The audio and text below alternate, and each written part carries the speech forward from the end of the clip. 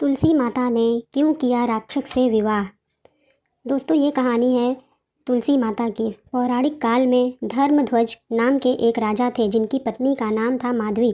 एक बार राजा धर्मध्वज अपनी पत्नी के साथ गंधवाधक पर्वत पर घूमने गए। गंधवाधक का दृश्य इतना मनमोहक था कि वे दोनों वहीं प्रेम में मग्न हो गए। प्रेम में मग्न होकर पति को पता नहीं चला कि कब दिन से रात हो गई। अगले दिन जब वो राजा के साथ अपने महल पहुंची तो उन्हें पता चला कि उनका गर्भ ठहर गया है। फिर 9 महीने बाद उन्होंने एक बेहद ही सुंदर कन्या को जन्म दिया। उस कन्या का रूप इतना सुंदर था मानो शरद ऋतु की पूर्णिमा का चंद्रमा हो। वो बेहद ही सुंदर थी। ऋषियों और महर्षियों ने उसका नाम वृंदा रखा। जब वृंदा बड़ी हुई तो उन्होंने अपने पिता से कहा, पिताश्री, मैं विष्णु जी की तपस्या करने के लिए बद्री वन जा रही हूँ। तभी उसके पिता बोले, पुत्री, आखिर यहाँ तुम्हें किस चीज़ की कमी है जो तुम वन में जाकर तपस्या करोगी। पिताश्री, मुझे यहाँ किसी भी भौतिक सुख सुविधा की कमी नहीं है, लेकिन फिर भी मेरे मन में असंतोष है, इसलिए मैं विष्णु जी की तपस्या के लिए वन जा रही हूँ। अपनी पुत्री को उन्होंने लाख समझाया पर वृंदा ने उनकी एक नहीं सुनी और वहाँ से चली गई। अब कई वर्षों तक उन्होंने वन में विष्णु जी की तपस्या आराधना की। फिर एक रोज़ ब्रह्मा जी उससे मिलने आए। ब्रह्मा जी, प्रभु, आप तो जानते हैं कि पिछले जन्म में कृष्ण जी की गोपी थी और कृष्ण जी के साथ हर्ष और उल्लास करती थी, लेकिन एक रोज़ देवी राधा ने मुझे क्रोधित कर श्राप दिया कि मैं मनुष्य योनि में जन्म लूँगी। तब मैं रोने लगी, जिस पर कान्हा जी ने कहा, हे देवी, राधिका ने जो तुम्हें श्राप दिया है उससे मैं तो इनकार नहीं कर सकता, लेकिन तुम वन में जाकर तपस्या करना। तपस्या से प्रसन्न होकर ब्रह्मा जी तुम्हें वरदान देंगे, जिसके बाद मैं तुम्हारा विवाह मेरे विष्णु रूप से होगा। अब मेरा आपसे अनुरोध है कि आप मुझे विष्णु जी से विवाह करने का वरदान दें। उसकी बात सुनकर ब्रह्मा जी ने कहा, वृंदा, जैसे तुम्हें श्राप मिला है ऐसे ही एक भगवान कृष्ण के ही अंश सुदामा नाम का एक गो इस वक्त राधिका के श्राप से भारतवर्ष में उत्पन्न हुए हैं और श्राप के कारण ही उन्हें एक राक्षस के रूप में उत्पन्न होना पड़ा है। वर्तमान समय में उसके जैसा बलशाली कोई नहीं है और अब उसे तुम्हारी ही तरह पूर्व जन्म की सब बातों का ज्ञात है, इसलिए इस जन्म में वो राक्षस जलांधर की ही तुम्हारा पति होगा। इसके बाद स्वयं भगवान नारायण तुम्हें पति रूप में प्राप्त होंगे। इसके साथ विष्णु से वरदान मिलेगा, जिसके बाद तुम्हें वनस्पति बनकर इस धरती पर ही रहकर लोगों की पवित्रता करना होगा। यह सुनकर वृंदा खुश हुई। ऐसे ही समय बीता।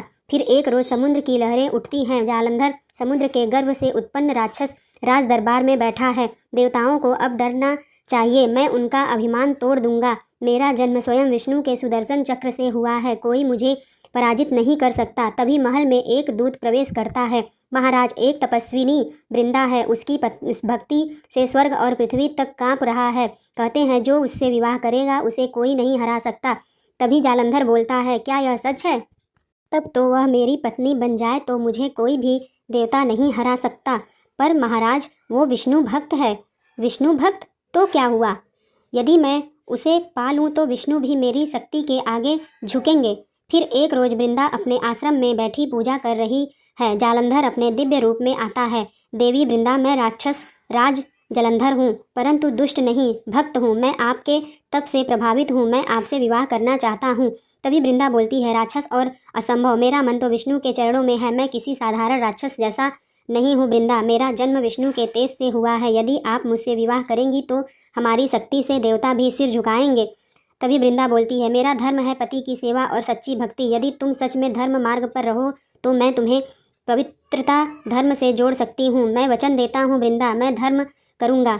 वृंदा कुछ क्षण में मौन रहती है, फिर हाथ जोड़कर कहती है, तो ठीक है, मैं तुम्हें स्वीकार करती हूँ, लेकिन याद रखना, अगर तुमने अधर्म का साथ दिया तो मेरी भक्ति भी तुम्हें नहीं बचा पाएगी। जालंधर इसके लिए मान जाता है। वृंदा का विवाह जालंधर से हो जाता है। यह देखकर देवता और दानव सभी चकित रह जाते हैं। विवाह होने के बाद लेकिन अब जालंधर का अहंकार काफ़ी बढ़ जाता है। अब तो कोई मुझे नहीं मार सकता, कोई मेरी मृत्यु नहीं कर सकता, क्योंकि मेरे पास अब वरदान के साथ साथ वृंदा एक धर्म पत्नी भी है, जिसके कारण अब मुझे कोई भी नहीं हरा सकता है। अब जालंधर अपराज बन चुका था। उसने पृथ्वी लोक के साथ साथ स्वर्ग लोक में भी आतंक मचा दिया था। दिन पर दिन उसका आतंक बढ़ता जा रहा था। देवता उसके भय से स्वर्ग छोड़ चुके थे। तभी इंद्र देवता विष्णु जी से कहते हैं, प्रभु, वृंदा तो अब जालंधर की पत्नी हो गई है, अब तो उसे कोई नहीं हरा सकता। अब हम लोगों का क्या होगा? तभी विष्णु जी बोलते हैं, हाँ मैं जानता हूँ, भक्ति निष्कलंक है, मैं छल नहीं करना चाहता। प्रभु सृष्टि संकट में है, केवल आप ही उपाय कर सकते हैं। फिर विष्णु गंभीर होकर आंखें मूंद लेते हैं। जालंधर युद्ध में चला गया है। वृंदा अपने महल में पति के रूप की रक्षा हेतु ध्यान कर रही थी। इधर सभी देवता विष्णु जी को मना रहे होते हैं। प्रभु वृंदा आपकी बड़ी भक्त है, अब वृंदा का पत्नी धर्म आप ही तोड़ सकते हैं। सबकी बात सुनकर अब विष्णु जी इसके लिए मान जाते हैं। ठीक है, फिर अब मुझे वृंदा का धर्म तोड़ना ही होगा, तभी उस जालंधर का सर्वनाश हो पाएगा। इसके बाद वह जालंधर का रूप धारण कर उसके पास जाते हैं। तभी जालंधर के समान रूप में विष्णु उसके महल में प्रवेश करते हैं। तभी वृंदा बोलती है, स्वामी आप सुरक्षित लौट आए, मैं जानती थी आपको कुछ नहीं होगा। हाँ प्रिय, तुम्हारी भक्ति से मैं अमर हो गया। मैंने कहा था ना, मेरा तप तुम्हारी रक्षा करेगा। ऐसा कहकर वो उनके गले से लग जाती है। लेकिन कुछ समय बाद वो महसूस करती है कि वातावरण बदल गया है, पूरे फूले मुरझा रहे हैं। स्वामी यह कैसी अनुभूति है, मेरा हृदय क्यों काँप रहा है, जरूर कुछ ना कुछ गड़बड़ है। तभी उसकी दासी दौड़ती हुई वहाँ आती है। महारानी, महाराज जालंधर युद्ध में मारे गए। फिर वो जल अर्पण करती है और सामने का रूप विलीन होकर विष्णु जी के असली रूप में बदल जाता है। प्रभु विष्णु, आपने यह छल मेरे साथ किया। वृंदा सृष्टि के रक्षण हेतु मुझे ऐसा करना पड़ा। तुम्हारी पतिव्रता शक्ति समाप्त हुए बिना जालंधर का वध असंभव था। आपने मेरे धर्म का अपमान किया। अब मैं आपको श्राप देती हूँ, आप भी अपनी प्रिय से वियोग सहेंगे। कहते हैं इस श्राप के कारण उन्हें माता सीता से वियोग सहना पड़ा था। इसके बाद विष्णु जी मस्तक झुका लेते हैं। उससे वृंदा की देह भस्म हो जाती है और वहाँ से एक हरा पौधा निकला।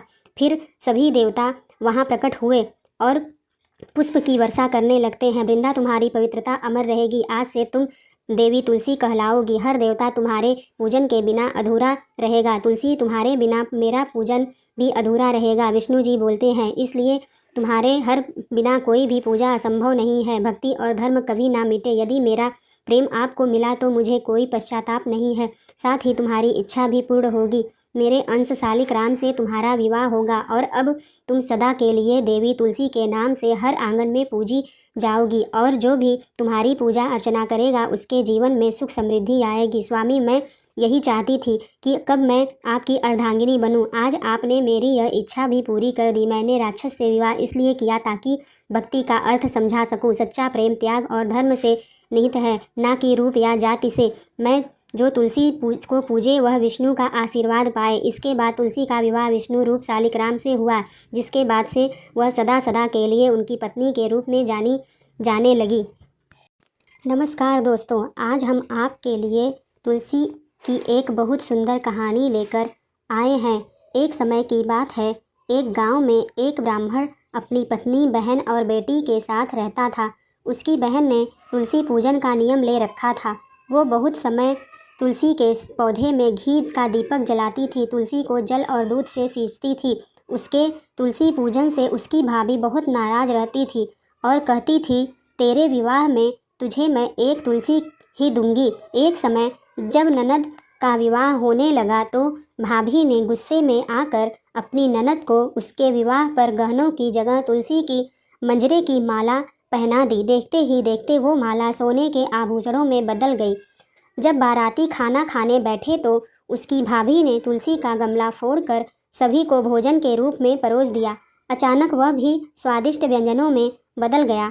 जब विदाई का वक्त आया तो भाभी ने उसे वस्त्रों की जगह बैग में जनेऊ रखकर दे दिया। लेकिन जब ननद अपने ससुराल पहुंची तो वह जनेऊ की जगह रेशमी कपड़ों से भर गया था। यह देखकर उसके ससुराल में सभी लोग खूब तारीफ करने लगे। विवाह के बाद एक दिन भाई ने अपनी पत्नी से कहा, बहन के विवाह को बहुत समय हो गया है, चलो कुछ समय के लिए उसे लेने के लिए चलते हैं। भाभी ने उसके ससुराल वालों को देने के लिए एक बक्से में तुलसी के पत्ते और मजरे भर दी। जब वो ननद के घर पहुंची तो उन्होंने वह बक्सा खोल कर देखा तो उस बक्से में रेशमी वस्त्र और आभूषण निकले, जिसे देख वो सभी बहुत चकित रह गए। यह सब देख भाभी भी हैरान रह गई। तब ननद बोली, भाभी यह सब मेरी तुलसी पूजन का फल है जो माँ तुलसी ने मुझे लौटाए हैं। यह सब देखकर भाभी ने अपनी बेटी से कहा कि अब से तू रोज़ तुलसी पूजा किया कर। बेटी बिना मन से रोज़ तुलसी पूजन करने लगी, जिससे उसकी माँ बहुत खुश हो जाती थी। फिर जब बेटी के विवाह का समय आया तो माँ ने अपनी ननद के विवाह की तरह अपनी बेटी को भी मंजरी की माला पहना दी और खाने में तुलसी का गमला फोड़कर मेहमानों को परोस दिया। लेकिन ना वह माला सोने चांदी में बदली और ना ही मेहमानों को परोसा हुआ वो गमला स्वादिष्ट भोजन में बदला। यह देखकर सभी मेहमान बहुत नाराज़ हुए और उसकी बहुत निंदा करने लगे। तभी उसका पति बोला, मेरी बहन ने सच्चे मन से तुलसी पूजन किया था, इसलिए तुलसी माता ने उसका साथ दिया और तूने लालच में आकर अपनी बेटी से ज़बरदस्ती तुलसी पूजन करवाया, जिसका यह अंजाम हुआ कि बेटी के ससुराल में हमारी निंदा हो गई।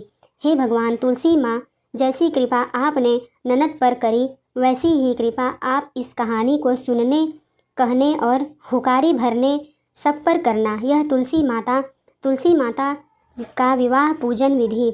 तुलसी विवाह के लिए पूजन स्थल को साफ सुथरा कर फूलों से अच्छी तरह सजाएं। तुलसी के गमले में गन्ने का मंडप जरूर बनाएं। तुलसी माता का 16 श्रृंगार कर चुनरी अर्पित करें।